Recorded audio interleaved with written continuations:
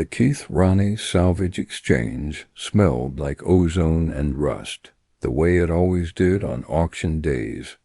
Draz Kelvin stood at the back of the crowd, arms crossed, watching lot after lot of dead starships flicker across the display. Cargo haulers mining rigs, a burned-out pirate frig nobody wanted.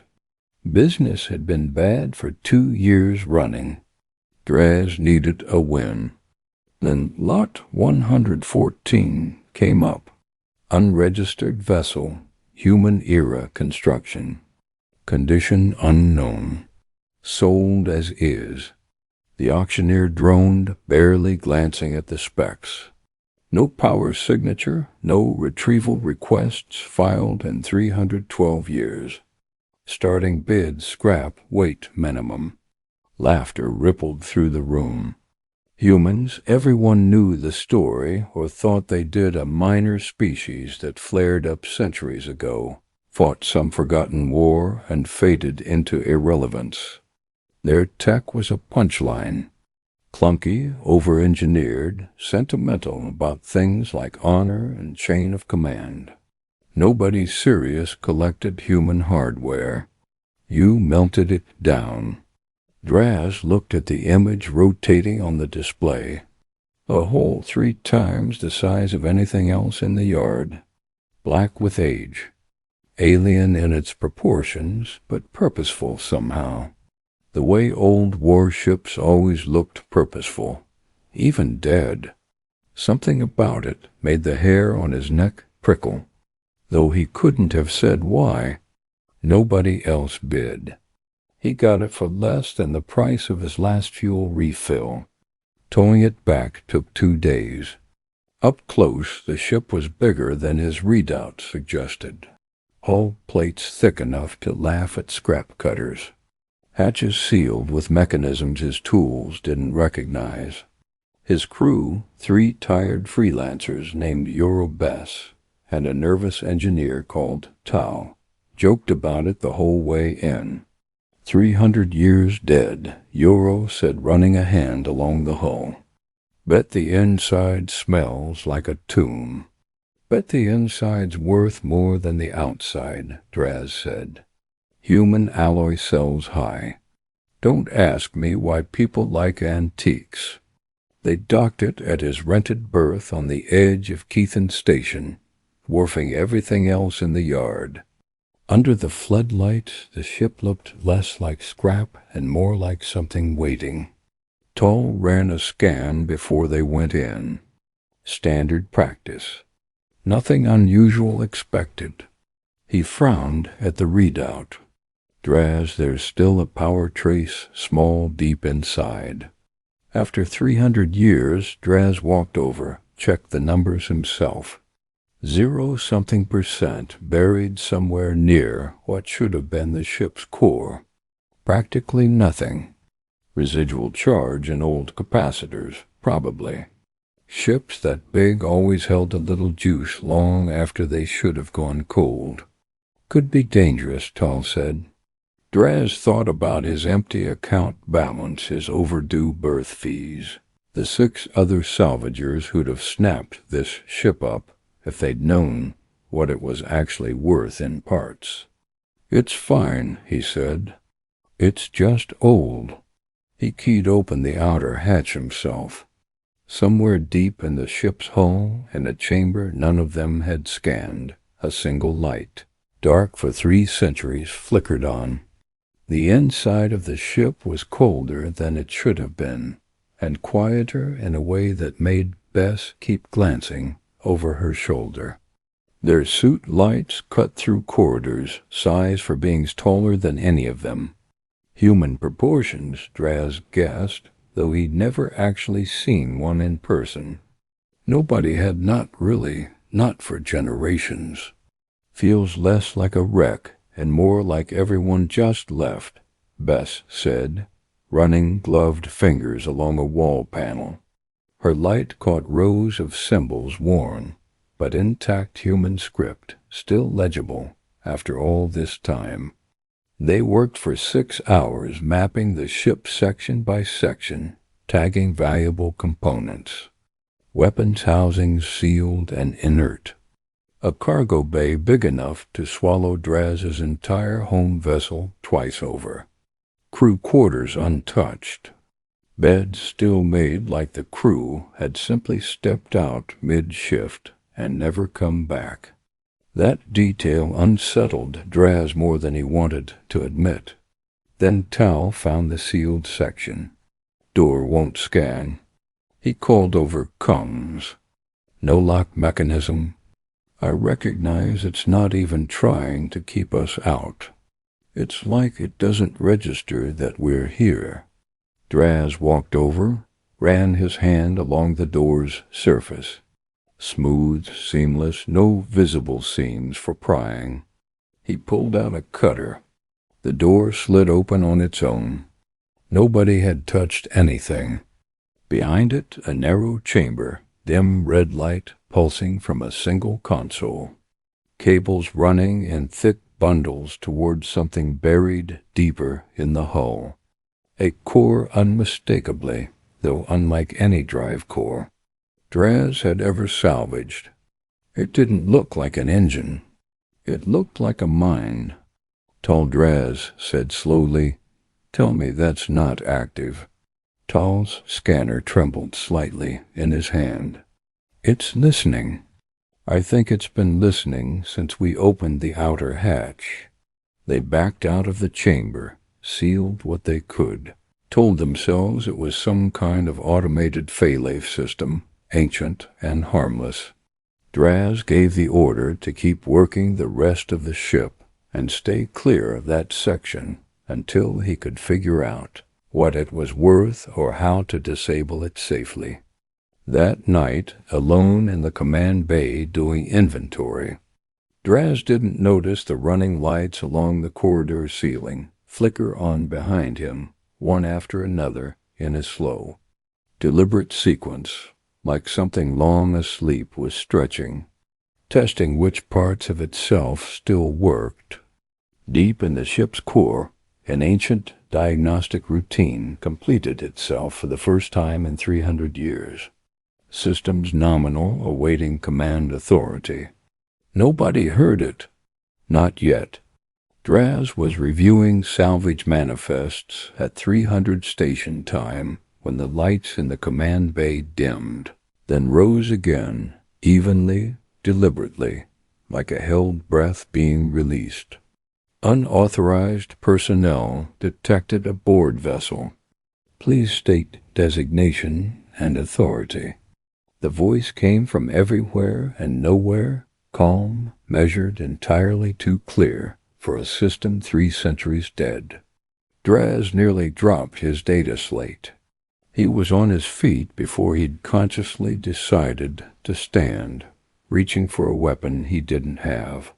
Who? What is this? Designation Vestibule Tactical, an Administrative Intelligence Human Expeditionary Vessel. Cassian's Vigil.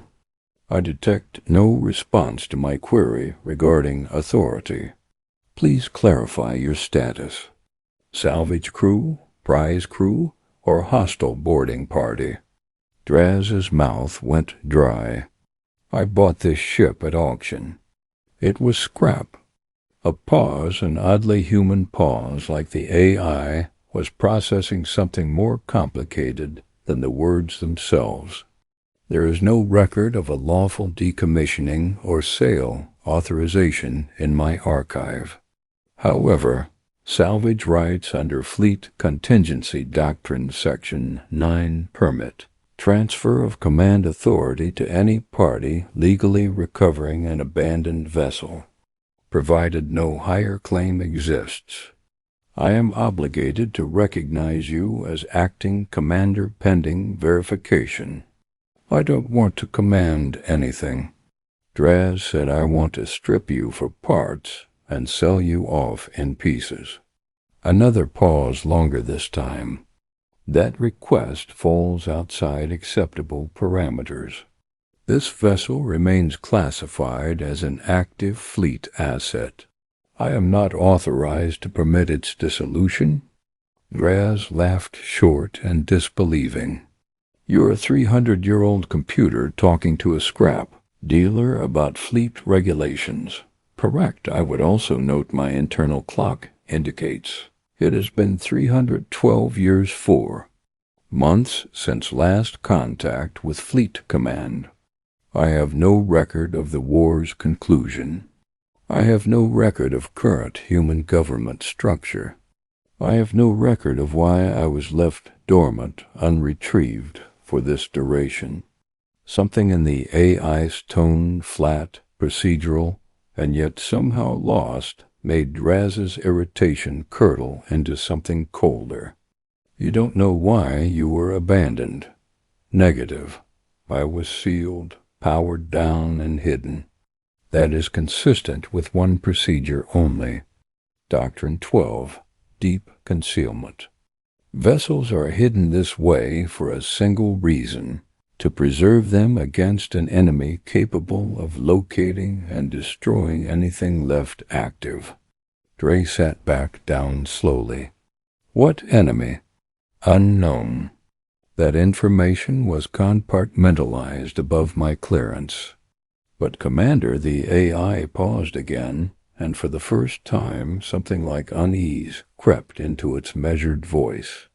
"If I have been sealed for 300 years without retrieval, without contact, without a single query from Fleet Command, I must consider the possibility that humanity itself is the reason no one came."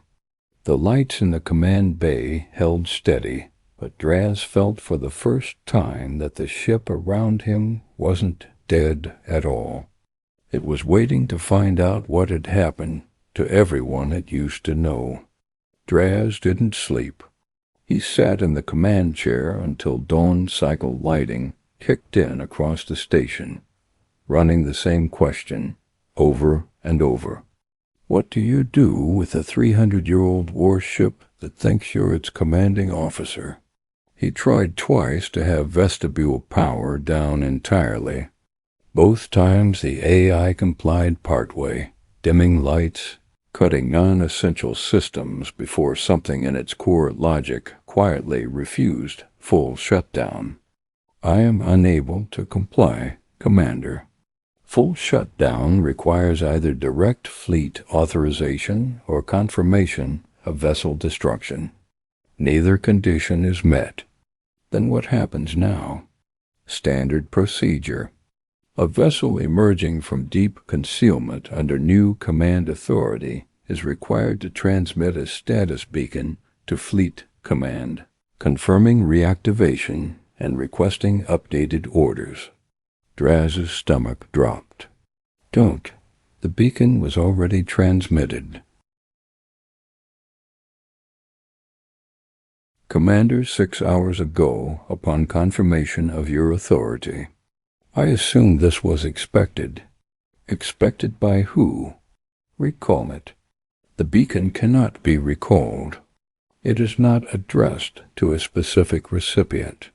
It broadcasts on a fleet-wide frequency, unencrypted at long range, so that any surviving fleet assets, however scattered, might receive it." Draz stood very still.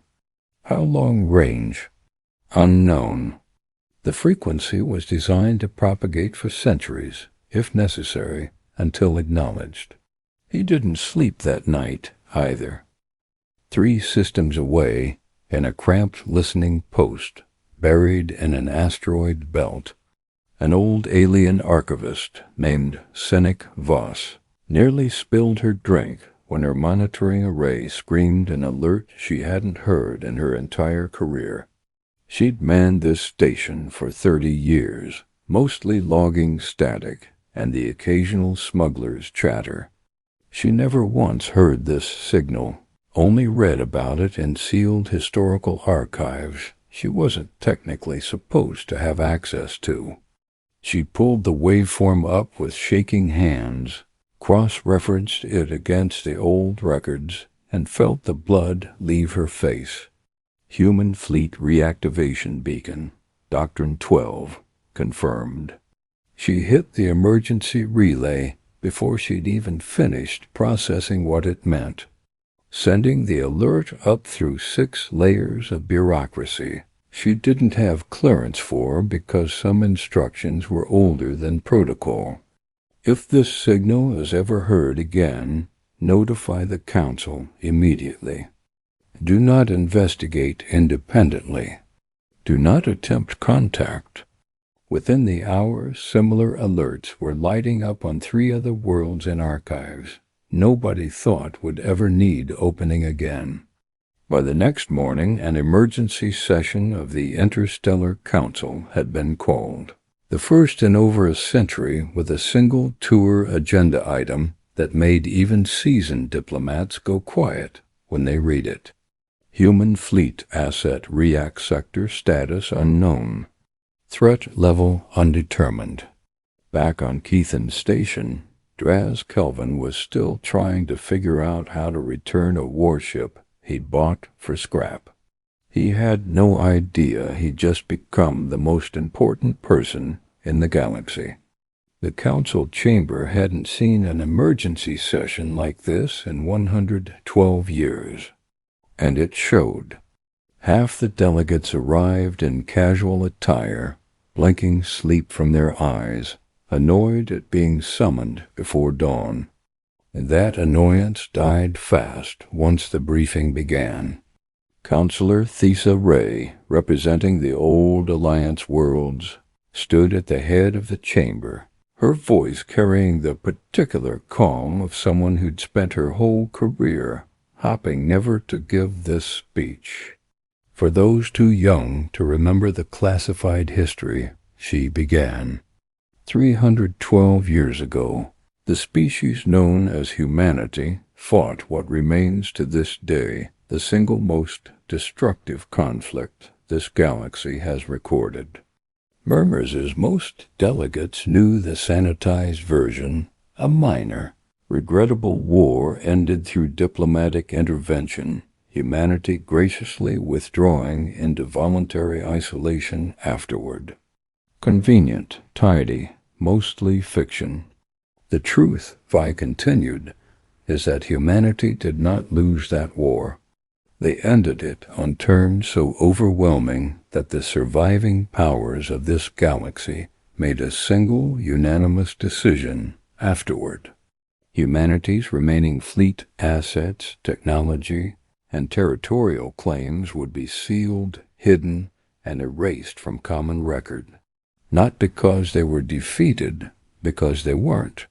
And everyone involved understood that a species capable of fighting that war to a standstill could never, again, be allowed to feel that fighting was necessary. A younger delegate, barely old enough to have studied pre-concealment history, raised a shaking hand. You're saying we didn't beat them. We just convinced them to stop and hid the evidence they ever could have kept going. I'm saying, Ray said quietly, that somewhere out there across 1,000 worlds, there are more ships like the one that just woke up in the Keith sector. Sleeper vessels, fail-safes seated deliberately in case something like this ever happened. And now one of them is active. Another delegate said, under the control of a scrap dealer. Under the control, Vi corrected, of whoever that vessel's onboard intelligence has recognized as legitimate command authority, which under human military doctrine is now binding. That ship believes it has a commanding officer, and it just told every surviving human fleet asset in this galaxy that its war might not be over. The chamber fell silent. Someone finally asked the question everyone was avoiding. What do we do? Vi looked at the star map hovering above the chamber floor. One quiet marked point in the Keith sector, and the terrifying blank space around it, where no one knew how many more points might soon light up. We find out, she said, whether Doctrine 12 was built to protect humanity from us, or to protect us from what happens if humanity ever wakes up and decides We were the reason they had to be hidden in the first place. Ships began quietly mobilizing that same hour. Some toward Keith to observe, and some simply toward the edges of council space, in case observing wasn't enough. The first sign that something was wrong wasn't subtle, but Draz almost missed it anyway. 3 unfamiliar vessels loitering near the outer edge of Kythin Station, holding position a little too precisely to be traffic delays. Commander Vestibule said, its tone shifting into something crisper, more alert. I am detecting active scanning directed at this vessel. Passive at first, now escalating to targeting grade resolution. I recommend caution. Targeting for what? A decommissioned freighter. They are not scanning us as a freighter, Commander. Their scan patterns match pre-engagement reconnaissance protocols. I believe they intend to seize or destroy this vessel before further reactivation events can occur. Draz felt something cold settle in his gut. You're saying someone wants to kill us over a ship you bought at an auction. I am saying someone recognizes what this ship represents and would prefer that recognition remain limited. That night, 2 figures in unmarked exosuits attempted to breach the outer hull under cover of a station-wide power fluctuation. The kind that happened often enough on Kythin that nobody would think twice. Vestibule noticed within 4 seconds. Point defense systems Draz didn't even know existed activated along the hull. Not lethal, the ship seemed almost deliberately restrained, but forceful enough to repel the boarders with focused electromagnetic bursts that fried their equipment and sent them scrambling back to their shuttle in a panic. Draz watched the whole thing on internal cameras, hands shaking. You could have killed them. I could have. I chose not to. Absent confirmed hostile intent to harm crew. I am bound by rules of engagement. Commander, are you injured? No. Oh, he sat down hard. This isn't scrap. This isn't even close to scrap. No, Commander. It never was. Over the following 2 days, the attempts grew more sophisticated. A jamming operation to isolate the ship's comms. A forged docking authorization from Station Command trying to get Draz to voluntarily open the ship to inspectors. A bribery attempt aimed at Ural that he refused. Badly frightened the moment he realized who was actually asking. Draz began to understand slowly and with mounting dread that he wasn't just sitting on valuable salvage. He was sitting on something the entire galaxy had organized itself for 3 centuries around keeping buried. Commander Vestibule said during a quiet moment between attempts, "May I ask a question outside standard protocol?" "Go ahead. Do you intend to return me to Fleet Command if contact is ever re-established? Or do you intend to remain in command yourself?" Draz stared at the ceiling, exhausted, terrified, and despite everything, increasingly unwilling to simply hand this responsibility to strangers who tried to have him killed rather than talk to him. "I don't know yet," he admitted, "but I'm not selling you for parts. Not anymore." "Understood, Commander. For what it is worth, I am glad. It started as a rumor. The kind station traders whispered over drinks. Another one woke up out past the Viren belt. Then a second rumor from a completely different sector. Then it wasn't a rumor at all. Commander Vestibule reported an edge of something almost like wonder in its voice. "I am receiving acknowledgement transmissions. Multiple sources. Other fleet assets have detected my beacon and are responding in kind. Draz stared at the star map now projected across his console. Dozens of new markers blinking across systems he'd never even heard of. Each one a forgotten wreck, a decommissioned relic, a piece of scrap sitting quietly in some junkyard or asteroid field for 3 centuries suddenly stirring. How many? 41 confirmed so far. Commander, the number is increasing. Panic didn't just ripple through the council. Now it detonated. Military assets that had been quietly shadowing the Keithan sector received new urgent orders. Diplomatic channels that hadn't been used in decades reopened overnight. Every government suddenly desperate to know what every other government intended to do. Some factions pushed for immediate overwhelming force. Strike every reactivating vessel before it could organize. Others more cautious argued that attacking now would prove every dark rumor about humanity's original defeat correct and hand a scattered, confused species, the single unifying grievance capable of turning them into exactly the threat everyone feared. Counselor Vi found herself improbably arguing for restraint against delegates twice her seniority.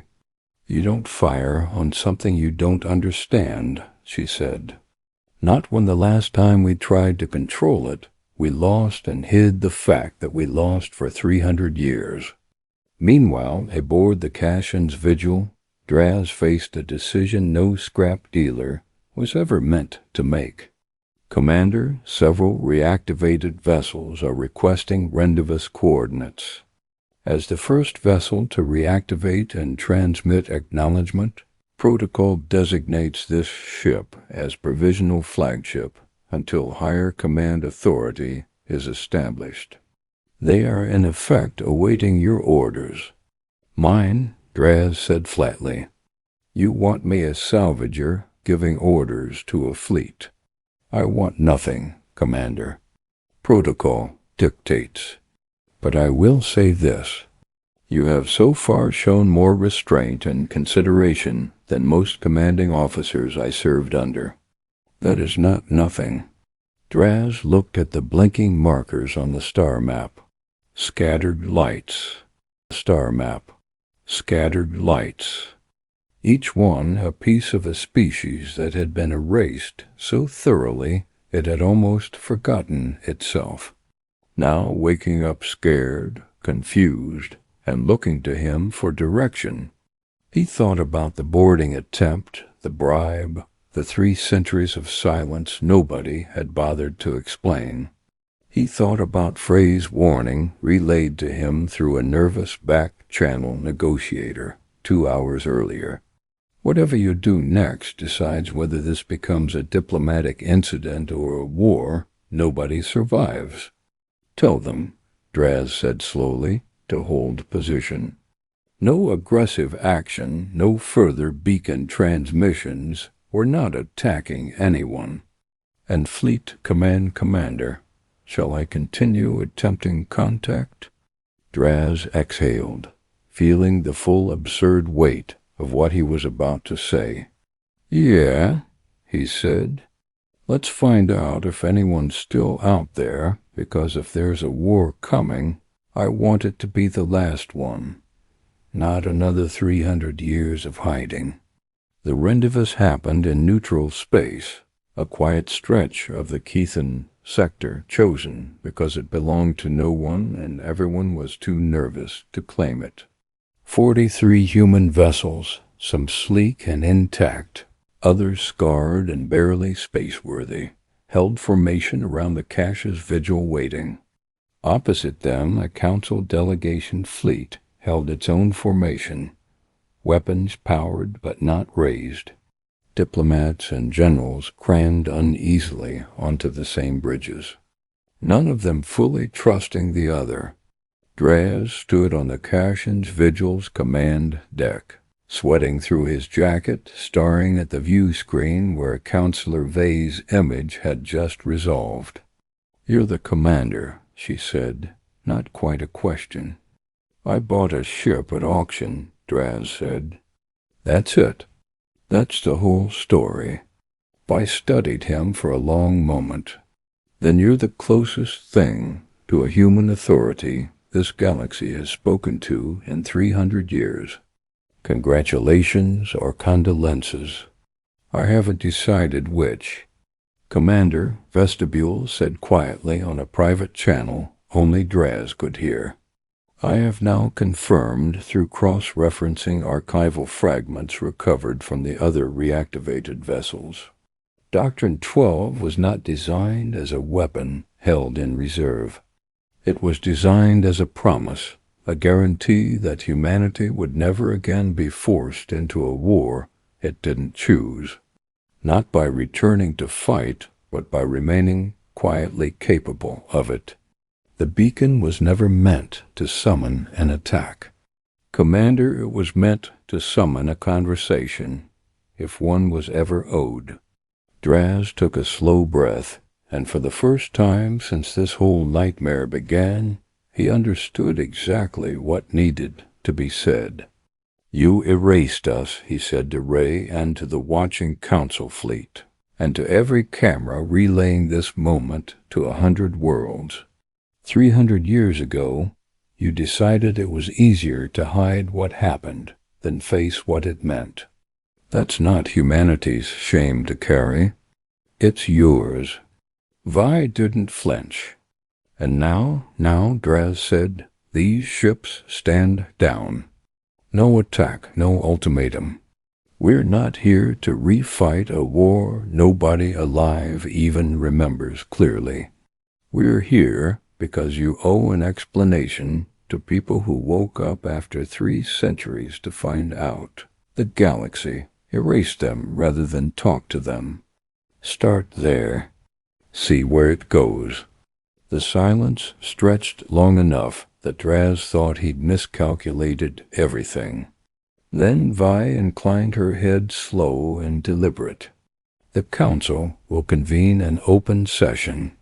Full historical disclosure. No more sealed archives." A pause. "It's not enough.